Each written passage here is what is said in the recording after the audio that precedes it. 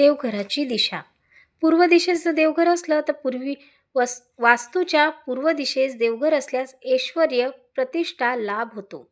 आग्नेय दिशेस देवघर असल्यास वास्तूच्या आग्नेय दिशेस देवघर असल्यास होम हवनाशिवाय बाकी उपासना निष्फळ ठरते.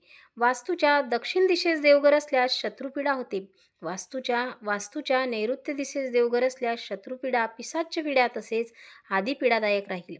पश्चिम दिशास देवघर असल्यास ऐश्वर्य व धनाची हानी होते, प्रतिष्ठेची हानी होते. वायव्य दिशेस देवघर असल्यास रोगबाधा होते आणि उत्तरेस देवघर असल्यास वास्तूच्या उत्तरेस देवघर असल्यास धनलाभ होतो. जर देवघर हे ईशान्य कोणात असेल तर ईश्वराचे मूळ अधिष्ठान ईशान्य दिशेला असल्यामुळे देवघराची योग्य जागा ही ईशान्य कोपऱ्यात असते. त्यामुळे कुटुंबात सर्व सुखप्राप्ती व ऐश्वर्य लाभ होतो. म्हणून ईशान्य कोपरा हा देवघरासाठी योग्य आहे. श्री स्वामी समर्थ.